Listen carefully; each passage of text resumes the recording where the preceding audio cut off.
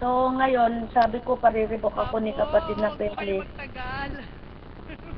Kaya nga, sabi ko kay kapatid na Peli, tatawag sila bukas sa agency. Hindi po namin Baka maparibok sa 20, maparibok sa Saturday, pwede na akong umuwi. Gusto ko na umuwi.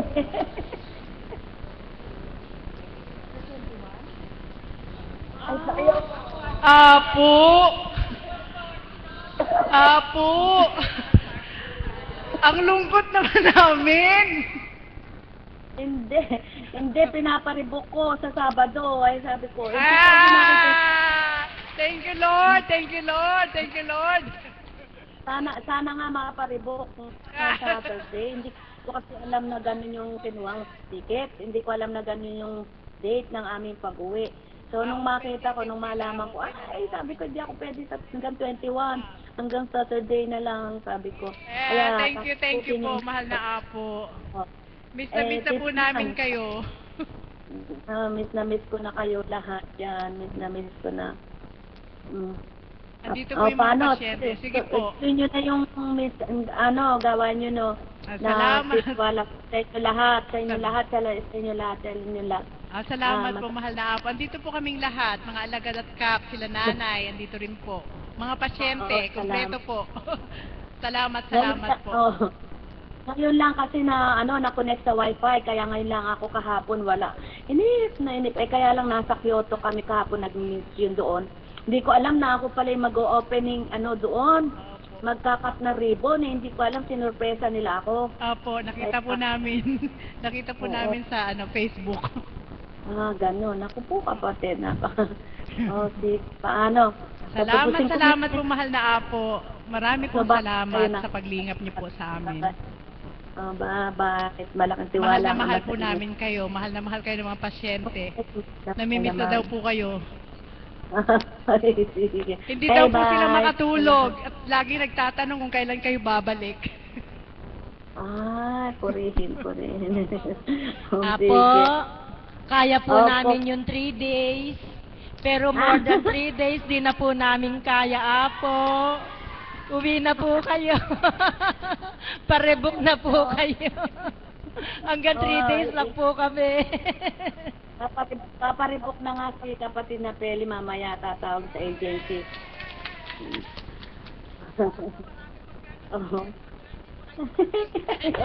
Ayun. Hello, Apo. Marami na pong nagkakasakit lalong pasyente. Kasi po, hindi makatulog, hindi kayo nakikita. Kaya po, please po, Apo, umuwi na kayo. Kapatid, happy birthday. Lungkot na lungkot ako. Salamat po, Apo. Ba't naman I love you all. Salamat po, Apo. I love you, Apo. I love you so much. We love you, Apo. Thank you very much po. Kailangan pa rin ng misyon, pero mahal ko ng bala. Parang hindi ako tatagal dito, babae. Eto po, nag-aantay yung mga pasyente. All ears po kaming lahat. Waiting for you also. Thank you. Okay, God bless sa inyo lahat. Tapusin ko lang, kausap ko ha. Okay po. Maraming salamat po, Apo. We love you. I Miss you. I love you all. Bye. Bye po. See you later. See you soon. See you soon. Ay, talaga naman buhay na buhay po talaga ang Diyos. Palakpakan po natin ang Diyos na buhay. Tunay nga, alam ko, galak na nga po tayo dahil narinig natin ang boses ni Apo. Boses pa lang po, nagalak na tayo. Ano pa nga pag dumating siya. Alam ko, antay na tayong lahat, siyempre. Sa pagpapatuloy po natin, dahil narinig na natin ang mahal na Apo, nais ko naman pong tumawag ng isang sharer. Maaga pa naman po, so para lalo tayong mapuspos, pakinggan pa po natin muli ang mga magsishare. Tatawagin ko pang isang alagad na alam kong siya'y puspos na puspos. Pag ako po ang facilitator, tinatawag ko po talaga siya. Palakpakan po natin ang buhay na Diyos para sa ating kapatid na Promise. Tita Promise, hello!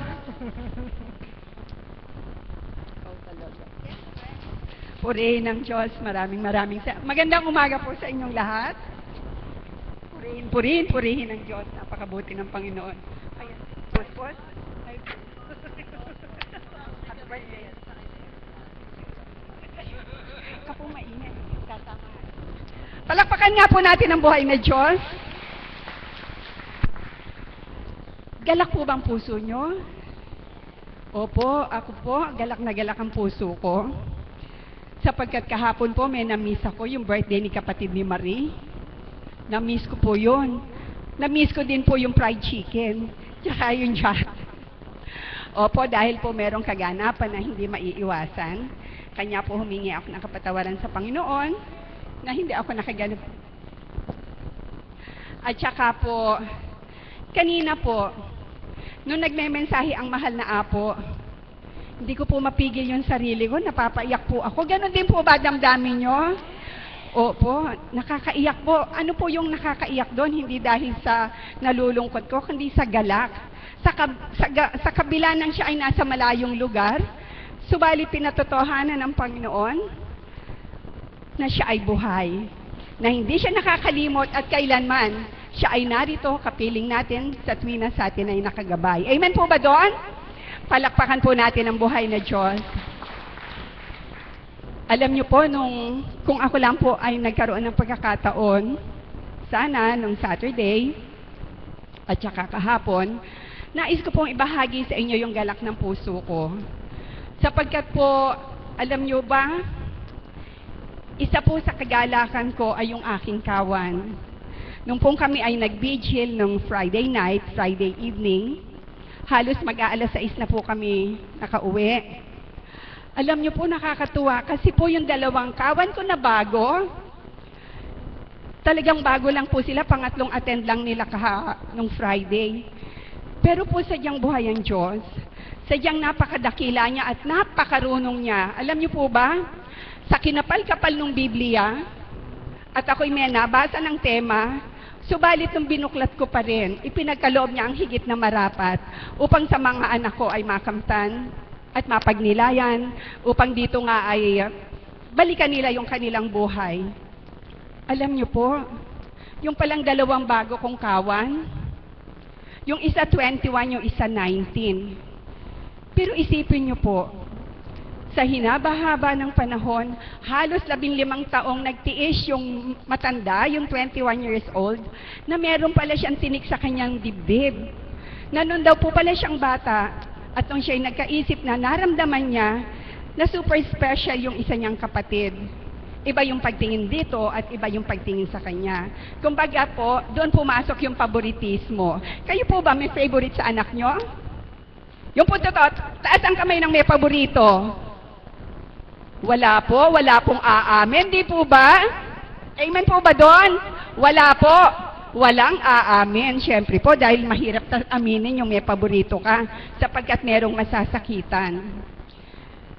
Pero po nagagalak ang puso ko sapagkat higit pa po sa kayamanan yung natatamo ko. At siya nga pong sadya, ang Panginoon nga pong sadya ang nagdadata sa akin ng karunungan upang ibahagi naman doon sa mga anak ko. Balikan po natin, yung po palang isang kawan ko, yun yung mas matanda, 15 taon na siyang merong damdamin na iba yung pagtingin ng kanyang magulang sa kanya. At ito po yung naging sanhi nung kanyang pagsama sa barkada at doon po sa magulang ng isa niyang kaibigan. Doon niya naman ibinuhos yung damdamin niya doon sa natagpuan niyang ina. Alam niyo po bakit ito ang ibinabahagi ko? Sapagkat nais ko rin pong kapulutan ninyo ito ng aral. At ito naman pong nakababata, kahit siya kiniklaim niya na mapalad siya dahil iba yung pagtingin sa kanya. Alam niyo po, parehong lalaki ito, habang sila ay nagbabahaging magkapatid, alam niyo po ba, maiiyak kayo sapagkat sila na mismo, kalalaking tao, nagsisiiyak. Palakpakan po natin ang buhay na Diyos. Umiiyak po sila samantalang kalalaking tao nila, isang 21, isang 19. Pero bakit po sila naiiyak? Sapagkat nga po sila ay nakipagtotoo sa Panginoon, andun yung kanilang pag-amin sa kanilang sarili, kung ano ang tunay nilang damdamin sa isa't isa. At higit po silang nagalak nung kanilang isiwalat ang kanilang nadarama, at ang kalayaan ay pinagkaloob sa kanila. Hindi po ba? Kalayaan po yung maisiwalat mo yung iyong sama ng loob. At kalayaan naman din po ang humingi ng patawad sa isa't isa. Palakpakan po natin ang buhay na Diyos. Kanya po, nung matapos ang vigil, umuwi po ang bawat isa ng may gala. At yun nga po, nagyakap sila, nagsorry sa isa't isa, humingi ng kapatawaran.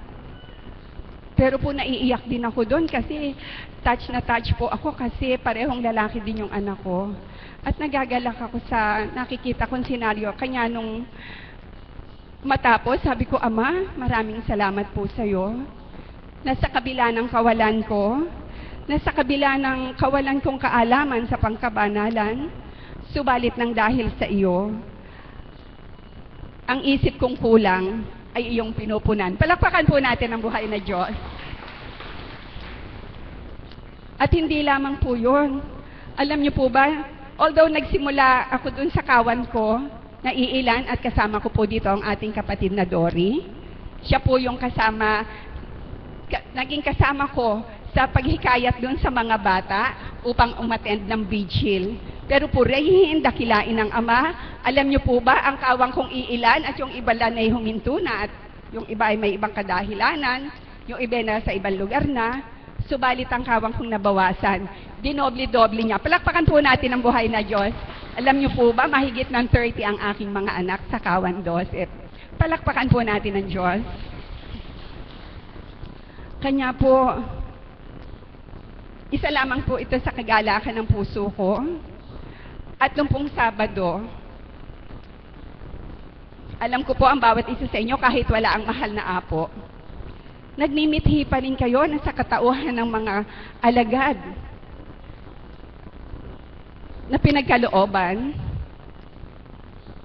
ng kapangyarihan upang sa inyo ay magbigay ng kagalakan at magbendisyon. Bakit nga po ba kayo ay pumipila pa rin? Bakit nga po ba kayo ay hindi po mapayag yung kalooban niya na hindi kayo mabendisyonan? Sapagkat marahil inaangkin ko po, kagaya ko rin kayo, laging nananabik na marinig ang salita ng banal na Espiritu. Palakpakan po natin ang banal na Diyos. At noon nga pong Sabado, sa paglapit ko, bagamat may minimithi akong lapitan, subalit alam ko pong siya din naman ay nagmamadali. At akala ko po ay siya'y uuwi na, ngunit yung po pala mag-i-stay siya dito. So ginawa ko kay kapatid na Berhel ako, dumulog. At katotohanan kung ano po yung tinura niya, siyang nagkaroon ng kaganapan. Alam niyo po, yung pamangkin ko na noon pa ay isinishare ka sa inyo na pinoproblema ko. Ngayon po, iba na ang pananaw niya sa buhay. Palakpakan po natin ang banal na Diyos. At dahil nga po dito, para siyang nabubuhayang muli ng loob at nakukompose siya ulit. At dito ay, sabi ko, Ama, ang sikreto nga po pala para hindi ka maagaw ng kalaban. Ikaw na nakaaarok ang siyang umabot. Amen po ba doon? Sapagkat nga po, kapag ang paiiraling pala natin na yung galit, kapag yung hinahanap mo yung gusto mong makita sa kanya na hindi mo pa makita, at kapag ipinilit at hindi mo pa rin nakita, tuwirang tayo nga po pala ay nagkakasala, at ganun nga po ang nangyayari sa akin. Subalit kapag po pala, lahat ng bagay, iniyalay natin sa Ama, ipinabahala sa Kanya, ipinagkatiwalang lubos, na ang lahat ng bagay, kapag siya ang nagmaniobra, ang lahat ay matatama. Ang ending, galak sa puso, kapayapaan ng kaisipan, at minus kasalanan. Buhay po ba ang Diyos? Amen po ba doon? Yes, minus kasalanan. Yung pong minus na yun, malaking bagay po yun. Yung po bang naiwasan mo na yung magkasala sa Kanya. Nakaiwas tayong masakitan ng kalooban ng Panginoon.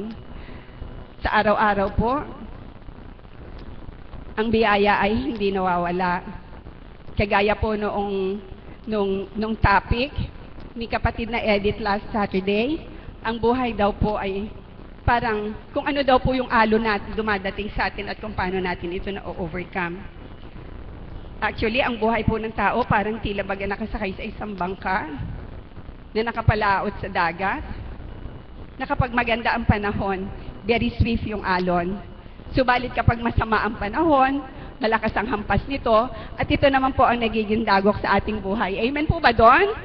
Subalit, kung tayo ay marunong magdala, at sa Kanya ay mananangan, sa Panginoon ay mananangan, kung tayo po ay magiging tapat, anuman pong unusan dumatal sa ating kabuhayan, sa ating kalooban, sa ating pagkatao, ito ay magaang nating malalampasan. Amen po ba doon? Palakpakan po natin ang buhay na Diyos. Kaya po kayo, inaanyayahan po kayo.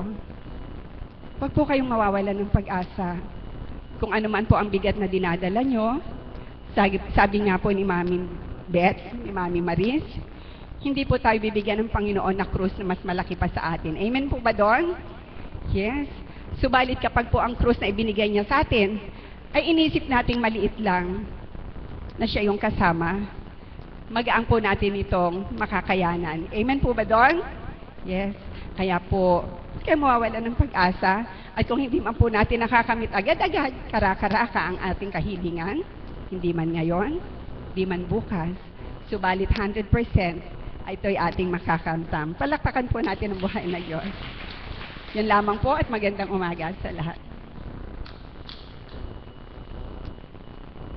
Maraming salamat po, kapatid, sa pagbibigay inspirasyon mo sa aming lahat. At ngayon naman po, para bigyan naman tayo ng isang awitin, nais ko pong tawagin ng isang member ng choir, si kapatid na Marilyn.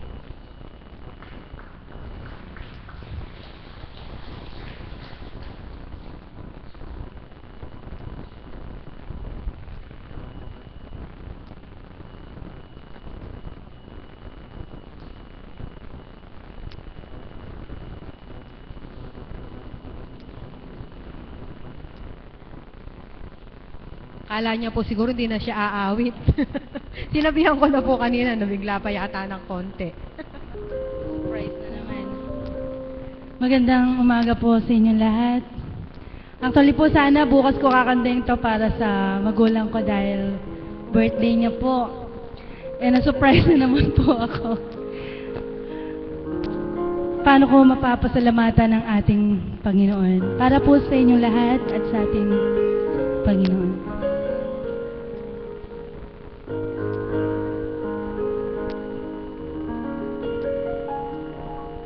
Paano kita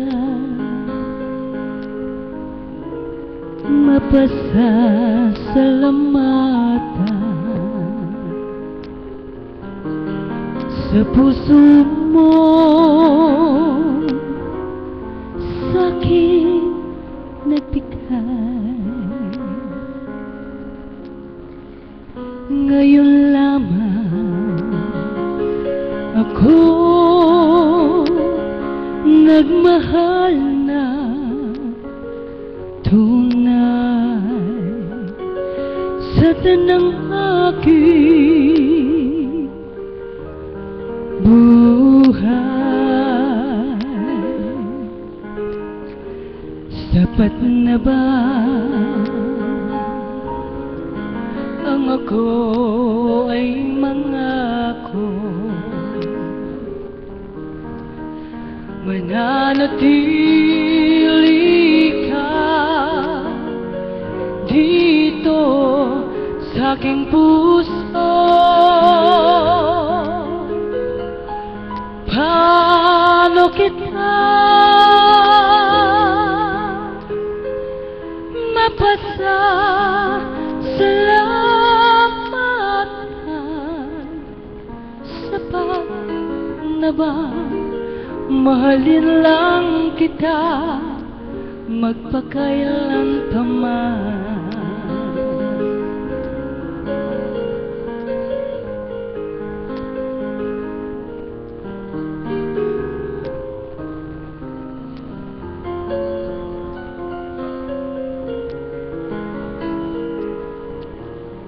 Ngayon lamang ako ako nagmahal na tunay sa tanang aking buhay. Sapat na ba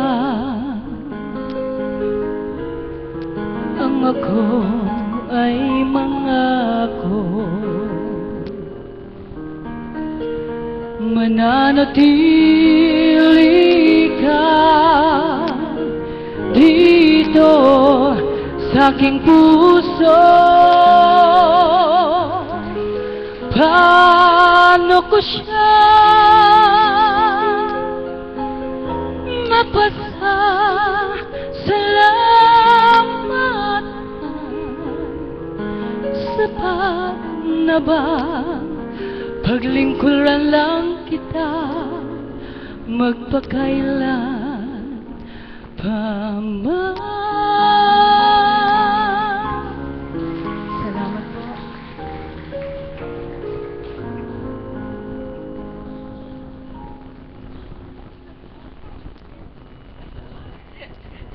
Wala daw pong more, no more daw po. Maraming salamat, kapatid. Alam ko sa susunod na pagtindig mo dito, dalawa na yung aawitin mo para merong extra. Meron po bang nais tumayo dito upang magbahagi?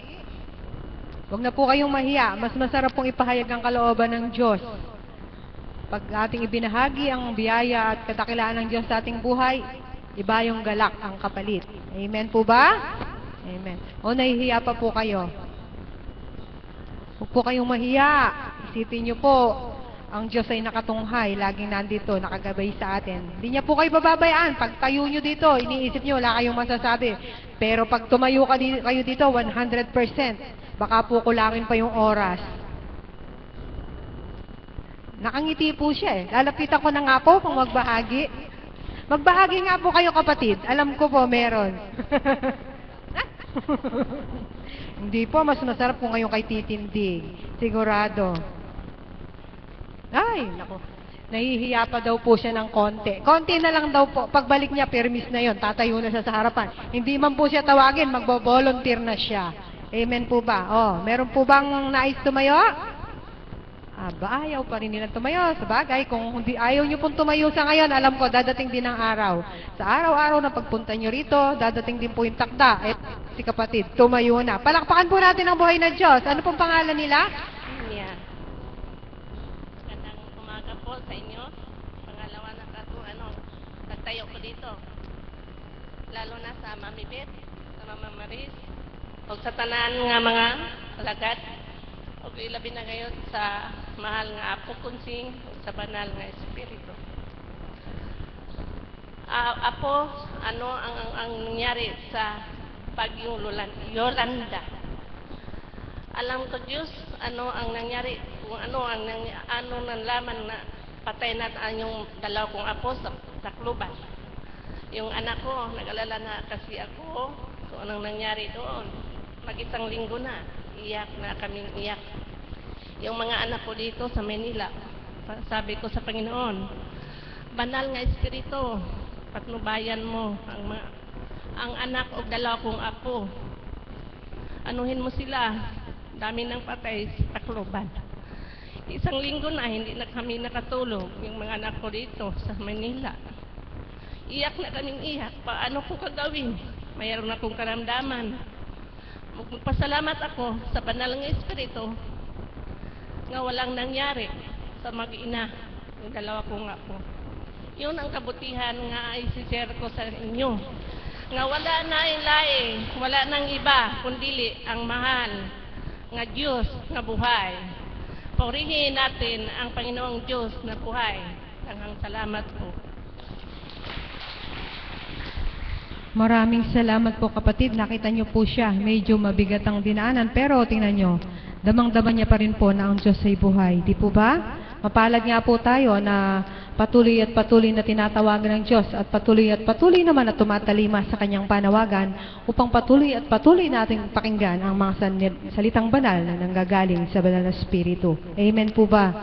Tunay nga pong buhay ang Diyos Talagang tayo'y mahal na mahal ng Diyos, kaya dapat nating papurihan at pasalamatan sa araw-araw ng ating buhay. Amen po ba? Amen. Para po mapuspos tayong muli at patuloy na mapuspos, nais ko na pong tawagin ngayon ang aming Mother of the House. Talakpakan po natin ang buhay na Diyos. Papuri sa iyo ang may walang katapusan.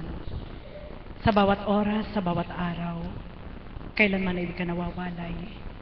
Bagkos ang iyong pag-ibig ang patuloy naming nararamdaman, upang sa dakong mong banalik ay paglingkuran mo ang katapatan,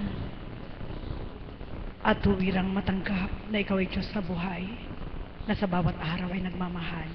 Amen. Buhay po ba ang Diyos? Magandang umaga po sa inyong lahat. Nadala po ako kanina pagtawag ng mahal na apo.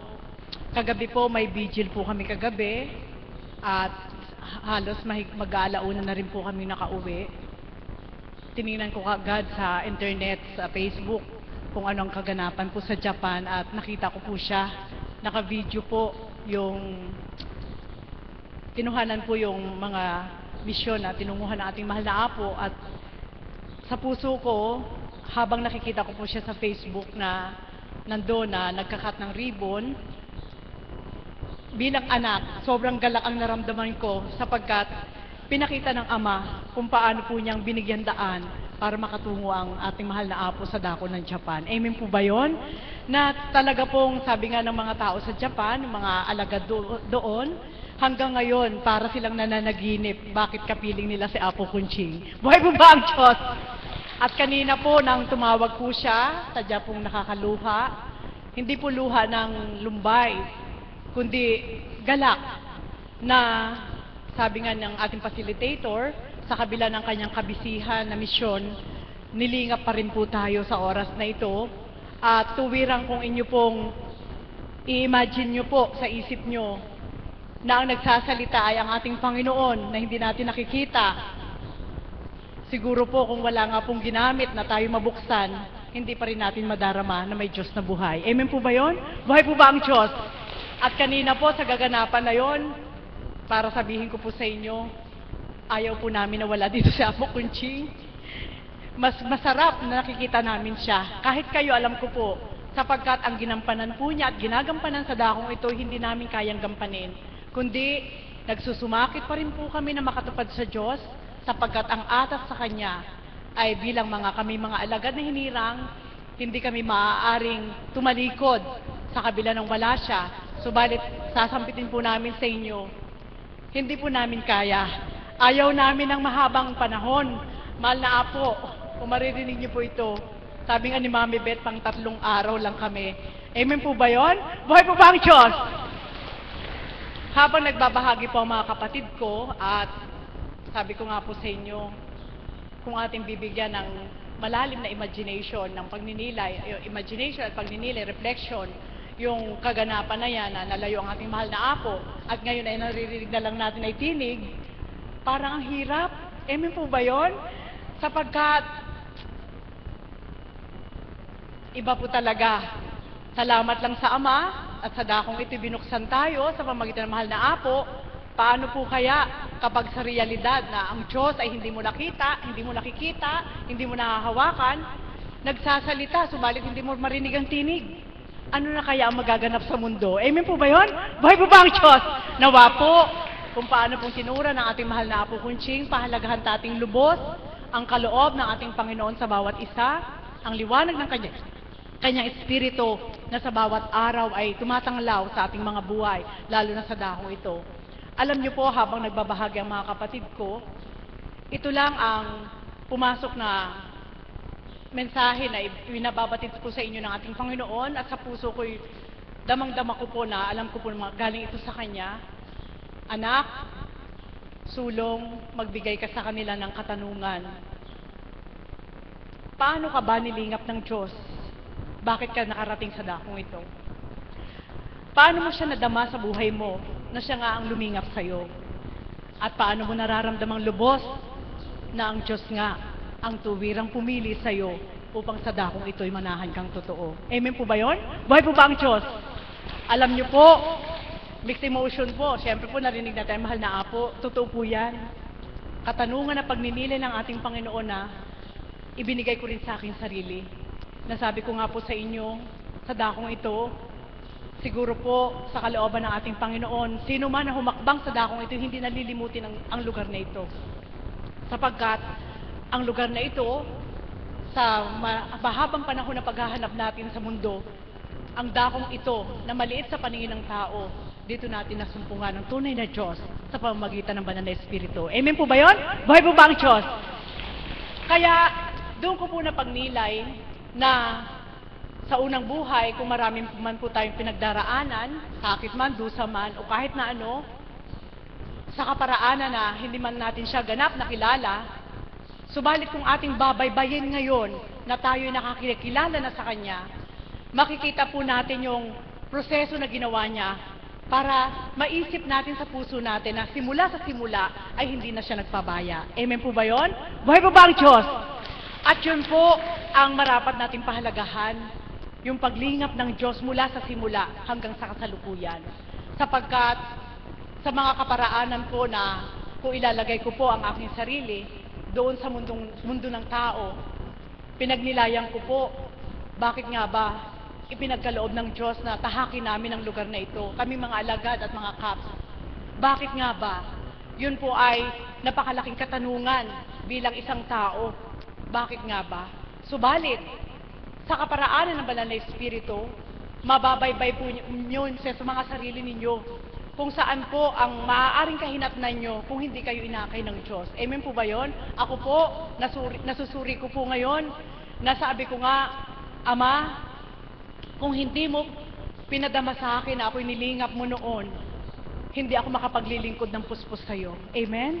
Sapagkat, maaaring ko ngayon kulang mararamdamin, dadamhin sa puso ko, na ngayon lang niya ako nilingap, hindi pa rin magiging 100% yung paglilingkod ko sa Kanya. Sige, magnilay po kayo. Sapagkat sa kaparaanan pong ganito, at kung ngayon ko lang ibabalik tanaw, kung bakit ako nilingap ng Diyos, ngayon pa lang sa kasalukuyang kaganapan, walang matinding tatak sa puso ko na maiiwanan para maglingkod ako ng puspos sa Diyos. Amen po ba yun? Kundi sa madaling salita, yung kaganapan ko sa unang buhay na pinatupad niya sa akin, na hindi ko pa siya ganap kilala, yun po yung naging tatak niya sa puso ko. Para sa oras na ito nakilala ko siya, ay paglingkuran ko siya ng lubos. Buhay po ba ang Diyos? Nawa po, ganyan din po ang magiging isip ninyo. Sapagkat ang pasubalingan ng Ama, kapag tigib ka ng pag-ibig sa paglilingkod mo, hindi ka makakaramdam ng sakit at hindi ka rin makakaramdam ng hirap o pagkasawa man. Sapagkat pag-ibig sa tuwina ang mangingibabaw sa iyo para gawin mo yon. Amen po ba yon? At yun po ang naging punla ng Panginoon sa loob ng 8 taon, na magwa-8 taon po akong alagad. Kapag binabalik tanaw niya ako sa aking nakaraan, doon po niya ako itinatatak sa puso ko na dapat ay huwag ko siyang kalimutan. Sapagkat lahat ng ito sa kasalukuyan ay hindi ko daranasin.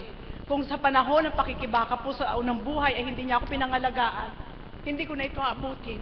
Buhay po ba ang Diyos? Mga kapatid, mahirap, subalit sabi nga, kapag naramdaman mo ang pag-ibig ng Diyos sa kaganapan sa buhay mo, piliin mo yung pinakamahirap na sa bilang tao hindi mo makakaya. Subalit dahil nakaya mo, na hindi mo pa siya ganap kilala noon, alam mo na sa simula ay pinangalagaan ka na ng Diyos. Amen po ba yun? At yun po ang naging tatak sa puso ko, na sa tuwing naaalala ko po yun, sa tuwing ay may galak, na sabi ko nga, napakalaki ng takot ko, na noon naranasan ko po na hindi ako bigyan. Noon, naranasan ko po na manghingi na ako'y binibigo. Noon, naranasan ko po na hindi ko alam kung saan ako kakain. Noon, naranasan ko po kung saan ako titira. Noon, naranasan ko po kung saan ako maghahanap. Subalit ngayon, sa napakasimpleng buhay na pinagkaloob ng Diyos, salamat